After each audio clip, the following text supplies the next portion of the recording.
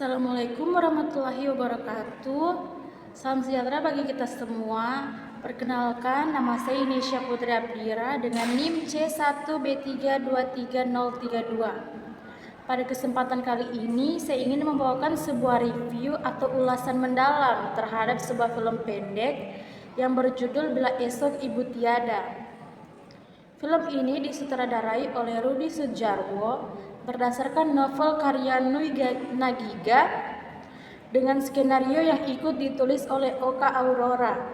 Film ini diperankan oleh Christine Hakim, Slamet Raharjo, Adinia Wirasti, Fedi Nuril, Amanda Manopo, Yasmin Naper, Baim Wong, Immanuel Cesar Hito, Hana Saraswati, dan Nunu Datau. Film ini pertama kali tayang pada tanggal 14 Oktober 2024 dan diproduksi oleh Leo Pictures. Film ini berdurasi sekitar 104 menit. Film ini bercerita tentang sosok ibu bernama Rahmi Sutanto yang diperankan dengan sangat mengesankan oleh Christine Hakim. Setelah kematian suaminya Haryo, Rahmi harus menjadi satu-satunya tiang penopang keluarga. Ia memiliki 4 anak dengan karakter dan konflik masing-masing. Anak sulung bernama Ranika yang diperankan oleh Adinia Wirasti menjadi sosok dominan yang merasa harus memikul semua tanggung jawab keluarga. Namun sikapnya yang kaku dan otoriter seringkali membuat adik-adiknya menjauh. Sedangkan anak kedua yang bernama Rangga yang diperankan oleh Fedi Nuril justru memilih untuk menghindari tanggung jawabnya. Ia digambarkan sebagai pribadi yang cuek dan lebih fokus pada kehidupan pribadinya. Anak ketiga yang bernama Rania yang diperankan oleh Amanda Manopo sedang berada dalam masa pencarian jati diri dan mengalami krisis emosional khas remaja. Sementara anak bungsu yang bernama Hening yang diperankan oleh Yasmin Naper menghadapi kebingungan identitas dan seringkali terjebak dalam konflik kecil. Konflik mulai memuncak ketika kondisi kesehatan Rahmi mulai menurun. Ia menyembunyikan penyakitnya demi menjaga keluarga tetap utuh, tapi justru hal itu mempercepat keretakan hubungan di antara anak-anaknya. Film ini menggambarkan bagaimana sebuah keluarga yang tampak hangat di luar ternyata menyimpan banyak luka dan rahasia di dalamnya. Karakter Ibu Rahmi adalah simbol keikhlasan, kekuatan, dan kasih sayang tanpa syarat. Christine Hakim memainkan peran ini dengan sangat kuat dan menyentuh. Ia tidak banyak bicara, tetapi setiap ekspresi dan gerakan tubuhnya menggambarkan perjuangan seorang ibu. Ranika, si sulung, mencerminkan tekanan anak pertama yang merasa bertanggung jawab atas semuanya. Namun ia sering melupakan sisi empati terhadap adik-adiknya. Rangga adalah contoh nyata dari anak yang enggan terlibat dalam persoalan rumah, hanya ingin bebas. Rania dan Hening menggambarkan fase remaja dan pencarian jati diri yang membuat mereka sering berselisih dengan kakak-kakaknya. Perbedaan karakter ini memperkaya konflik dalam film sekaligus menggambarkan kenyataan banyak keluarga Indonesia. Pesan moral yang dapat diambil dari film ini adalah jangan tunggu kehilangan untuk belajar menghargai.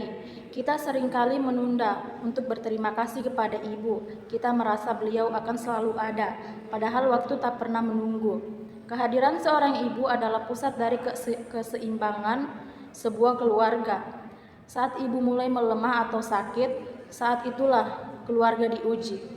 Apakah masing-masing anak bisa saling mendukung atau justru saling menyalahkan? Film ini juga mengangkat isu-isu penting seperti pengorbanan orang tua, komunikasi yang renggang antara saudara, serta pentingnya kebersamaan dan dalam menghadapi krisis keluarga. Dari segi teknis, film ini sangat kuat. Sinematografi digarap dengan lembut, pencahayaan yang hangat dipadukan dengan warna rumah tradisional Jawa, menciptakan suasana yang akrab dan emosional. Soundtrack yang digunakan tidak mendominasi, tetapi hadir pada saat-saat penting. Musiknya mendukung suasana sedih, haru, dan reflektif. Dialog dalam film ini juga tidak berlebihan. Banyak makna justru disampaikan lewat diam, tatapan mata, dan adegan hening yang kuat. Sebagai penutup, saya ingin mengatakan bahwa Bila Esok Ibu Tiada adalah salah satu film keluarga Indonesia yang berhasil menyentuh hati penontonnya. Bukan karena efek visual atau aksi megah, tetapi karena kedekatan emosional dan realita kehidupan yang sangat relate dengan kita semua. Film ini mengajarkan kita untuk tidak menunda kasih sayang, untuk lebih peka terhadap keluarga, dan terutama untuk tidak melupakan peran ibu dalam hidup kita. Saya memberikan nilai 9,5 dari 10 untuk film ini karena berhasil mengajak penonton menangis, merenung, dan bahkan mungkin pulang ke rumah untuk memeluk ibu masing-masing. Selanjutnya, saya akan membahas bagaimana peran pekerja sosial ketika berada di situasi seperti itu. Bayangkan kita berada di tengah kisah film Bila Esok Ibu Tiada, sebuah drama keluarga yang penuh emosi dan realitas kehidupan. Dalam rumah kecil itu, seorang ibu bernama Rahmi harus berjuang sendirian dan membesarkan 4 anaknya setelah sang suami meninggal. Masing-masing anak tumbuh dengan luka dan cara sendiri dalam menghadapi duka. Sayangnya, komunikasi dalam keluarga ini terputus dan rasa saling percaya pun memudar. Kini bayangkan, di tengah situasi itu, hadir seorang pekerja sosial, bukan tokoh utama dalam cerita, tapi sosok yang diam-diam menjadi cahaya dalam kegelapan keluarga yang nyaris runtuh. Sebagai seorang profesional, pekerja sosial tidak datang dengan solusi instan. Ia datang dengan ketulusan, empati, dan ilmu yang ia miliki. Ia melihat lebih dari apa yang tampak di permukaan. Bahwa di balik kekuatan Rahmi ada kelelahan yang dipendam, dan di balik sikap dingin anak-anaknya ada luka dan kebingungan yang belum tersentuh. Langkah pertama yang ia lakukan adalah melakukan asesmen terhadap keluarga ini. Ia duduk bersama Rahmi, mendengarkan cerita dengan seksama tanpa menghakimi. Ia mencatat bagaimana Ranika sebagai anak sulung terbebani peran, bagaimana Rangga menjauh dan menarik diri, serta bagaimana Rania dan Hening terjebak dalam gejolak remaja yang tanpa arahan. Dari asesmen itu, ia tidak hanya melihat masalah, ia melihat harapan. Pekerja sosial itu lalu menginisiasi sesi konseling keluarga. Di ruang tamu yang sunyi, ia mengajak setiap anggota keluarga berbicara. Untuk pertama kalinya, Ranita mengaku bahwa ia tidak ingin menjadi keras, tapi merasa harus menggantikan ayah. Rangga akhirnya mengungkapkan rasa marah dan kehilangan yang selama ini ia tutupi dengan sikap acuh. Rania dan Hening dengan mata berkaca-kaca mengatakan bahwa mereka hanya ingin didengar, bukan diatur. Dalam proses itu, pekerja sosial tidak memihak siapapun. Ia hanya ingin memulihkan yang retak, merangkul yang terpinggirkan, dan menguatkan yang mulai menyerah. Ia membantu keluarga ini untuk membangun kembali jembatan komunikasi yang telah lama roboh. Selain itu, pekerja sosial juga mendampingi Ibu Rahmi secara pribadi. Ia menyadari bahwa Rahmi tidak hanya lelah secara fisik, tetapi juga secara mental dan emosional. Ia mengajaknya untuk mulai menerima bantuan, membuka diri terhadap dukungan, dan menyadari bahwa tidak semua harus ditanggung sendiri.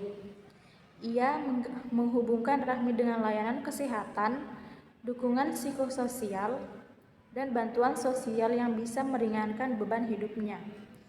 Tak hanya itu, ia juga memberikan dukungan individual kepada anak-anak. Ia mendekati Rania dan Hening yang masih remaja, menawarkan ruang aman untuk bercerita, membimbing mereka mengekspresikan diri dengan cara yang sehat. Ia mengajak Rangga berdialog, membantunya untuk memahami perannya sebagai saudara dan anak lelaki dalam keluarga. Ia menumbuhkan kembali rasa tanggung jawab tanpa paksaan. Sebagai seorang penghubung, pekerja sosial juga mengaktifkan jejaring dukungan. Ia mengajak tetangga, tokoh masyarakat, bahkan komunitas lokal untuk turut mendampingi keluarga ini. Ia membuktikan bahwa keluarga tidak harus menghadapi semuanya sendirian. Perannya tidak berhenti sampai di sana. Pekerja sosial itu tetap hadir dalam bayang-bayang, memantau dan mengevaluasi perkembangan keluarga secara berkala. Ia memastikan bahwa apa yang sudah dibangun tidak kembali runtuh. Ia bukan hanya agen perubahan, tetapi penjaga harapan. Jika pekerja sosial hadir dalam film Bila Esok Ibu Tiada, mungkin kita tidak akan melihat adegan perpisahan yang penuh penyesalan. Mungkin kita akan menyaksikan pelukan yang tulus sebelum kepergian itu datang. Mungkin kita akan mendengar kata maaf dan terima kasih yang akhirnya terucap, bukan hanya tersimpan dalam tangis. Karena begitulah pekerja sosial bekerja, dengan kehadiran yang lembut tetapi berdampak besar. Dalam dunia yang kadang sunyi oleh masalah, pekerja sosial adalah suara yang menguatkan, tangan yang menggandeng, dan hati yang mengerti. Dalam keluarga yang nyaris hancur, ia adalah seorang yang percaya bahwa setiap luka bisa disembuhkan, asalkan ada yang mau mendampingi prosesnya. Demikian review film dari saya. Terima kasih atas perhatiannya. Semoga kita semua bisa mengambil pelajaran berharga dari film ini, dan semoga kita menjadi anak-anak yang lebih mencintai dan menghargai orang tua kita sebelum semuanya terlambat. Assalamualaikum warahmatullahi wabarakatuh.